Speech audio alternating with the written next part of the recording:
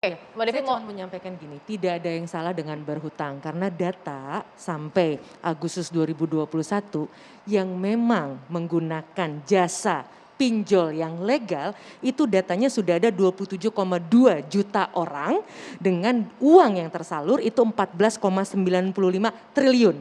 Jadi tadi yang wow, disampaikan oleh Mbak Asfi itulah contoh pinjol-pinjol yang ilegal. Nah, kalau bicara pemerintah sudah melakukan apa, menurut data, ini clear kita pakai data ya, artinya kita perlu jernih juga melihat persoalan ini.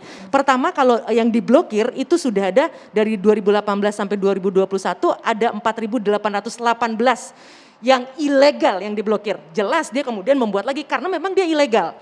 Lalu kemudian kalau pinjolnya sendiri menurut data OJK itu ada 3.365.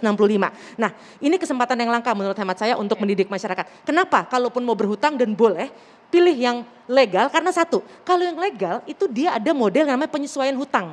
Kita bisa bilang, tolong dong kurangin bunga saya, ini data dari OJK ya. Ya. Lalu kemudian perpanjang dong jangka waktu saya. Lalu yang ketiga, hapusin dong denda saya, itu bisa asal kepada yang legal. Kalau yang sama yang ilegal karena memang tanda kutip penjahat digital, ya jelas tidak mungkin kita melakukan hal tersebut.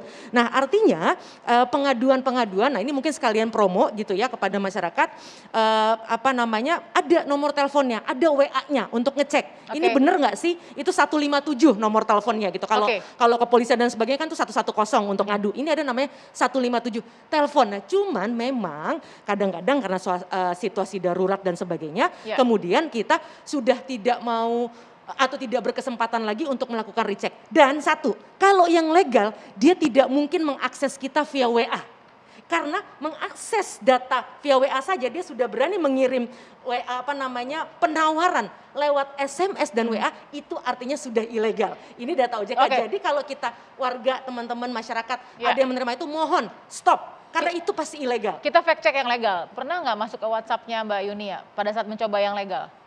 Penawaran itu legal nggak ada via WA? Tidak ada via WhatsApp Tidak ya. ada. Jadi benar-benar dari aplikasi tadi ya. Iya, Dan betul. hati-hati sekarang yang ilegal itu dia juga mereplikasi dia memfotokopi masyarakat biar mudah kan OJK udah ngeluarin tuh tadi 110 data itu dia ganti misalnya kayak Peduli Lindung aja. Iya. Yang benar itu kan .id bukan .com. Jadi kalau sudah .com aja udah salah. Nah, itu dia lakukan itu. Iya, betul, Nah, ini yang betul. memang kita perlu hati-hati. Dan yang kedua, soal data selain memang kita akan terus mendorong pemerintah dan parlemen segera mengetuk palu rancangan undang-undang perlindungan data pribadi. Ya. Tapi mohon maaf, Mbak. Kita ini sebagai pribadi sekarang Ya. banyak sekali orang selfie KTP-nya, selfie NIK-nya, itu di mana-mana. Nah itu yang digunakan oleh pinjol-pinjol itu, dia tiba-tiba bahkan selfie nomor rekening. Dia enak aja yang ilegal tuh, dia kirim saja ke kita, kitanya seneng, aduh alhamdulillah dapat berkah, padahal Oke. itu adalah modusnya. Oke, tapi apakah itu, oke saya mau ke Mbak Afi dulu ya. Tadi Iya. kan pertanyaan dari Mbak Asfi kan, Iya. satu permainan bunga ilegal. Terus kemudian kalau memang ngelapor ke OJK, cukup nggak dengan blokir? Ternyata mati satu tumbuh 1000 tuh. Nah, Oke, jadi gini di OJK itu ada Satgas namanya. Nah Iya. Satgas ini biasanya adalah menerima laporan-laporan untuk yang ilegal. ya. Kalau yang legal biasanya ada perlindungan konsumen yang mereka nanti akan follow up terkait dengan yang legal gitu. Nah biasanya Satgas ini akan follow up dan biasanya akan melanjutkan di proses hukum sebenarnya gitu. Oke.